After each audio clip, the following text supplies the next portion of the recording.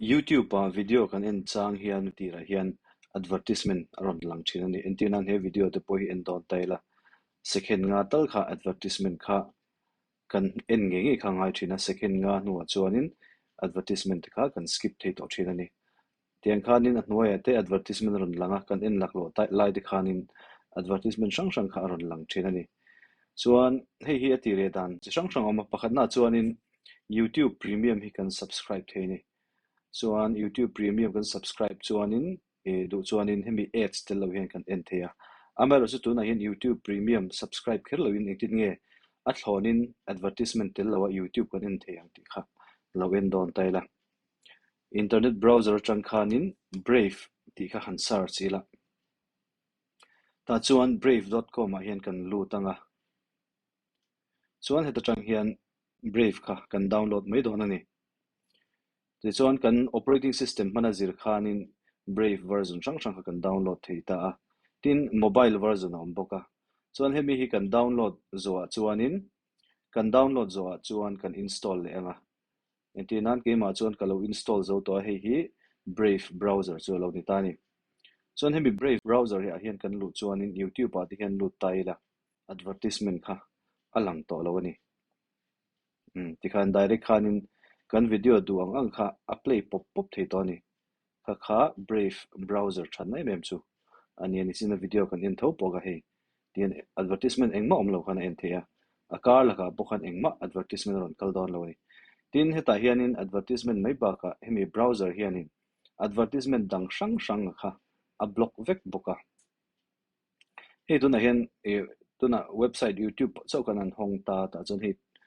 trackers hi website sang hian an da thina khang trackers te kha he browser hian lo block veka block lo tur kan du chun helai tang hianin kan click anga helai seal cha hi kan off chuan advertisement ka aron lang don ani enga tingi hetianga advertisement zong hi an block thei vek na san kan ti chuan advertisement mang hianin an sum dong ve thung thina ni chu advertisement kha pek bi kanon nei thina advertisement ron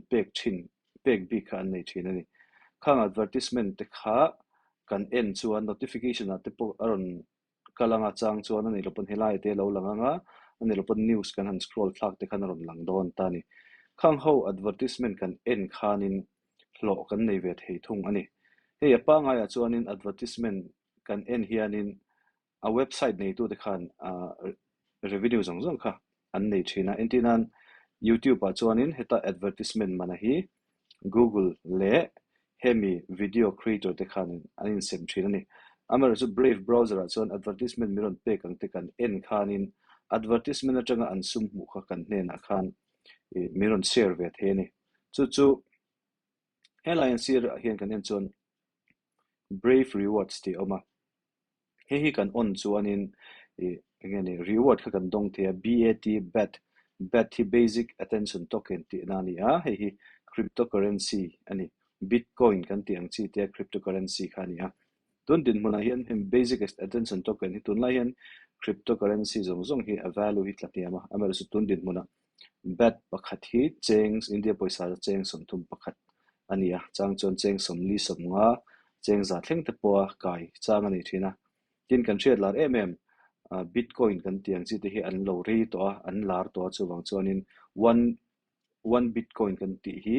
tun lai hian cheng noi som thum te nia san lai chon noi som li som nga noi som ru thleng te po han hol chawani tiang khan hi po hi bat po hi aron hlut zel chuanin mang te an tama hlut zel chuanin one bet po hianin noi som te hen lawang ti kha kan soi thei mi lo ni engpo ni sela helai reward kan don te kha heta ke mani crypto wallet a khan kan lalu thea chu crypto wallet kan lak lu chu engani US dollar ate Indian rupees ate kan chantir le thea kha kan shol le the ni amar chu khang ati dan zong kha chu video danga te chiang le zo ka la soi fi tum taila a thome tun din huna hian hei brief ka man la rei ro le meya april a khan bet engmo zat kha aron lut ve a kha po kha tuna hi zon kala chok vek to ka wallet a chuan heta Gemini account a aron lut veka chu Gemini account atang chuanin ka wallet crypto wallet danga ka son choka chuwa chun hela hian zero ngena langa tuna hian hei mei thla nia mei thla hianin pawh hian hei 1.885 kha alo ni de to ni tiang khanin hetia web browser kan han man mai khan advertisement ron langang chi te kan han click khan helai khanin bet kha alawin reward khalawin call ve zela hatianga advertisement zong zong te triggers te a block ba ka khan reward ka kan la dong cheu boka thai me mani chuan he brave browser kan ti hi Google Chrome kan ti ang chi ho tenen khan a in ang renga achak dan te tin a base chuanin nge ni eng programming nge an man tiang zong zong te kha Google Chrome kan ti tenen khan a in ang veka chuanin helaya extension kan ti ang chi ho bokha kan du chuan Google Chrome kan manang zong zong bokha a man ve thei vek bok ani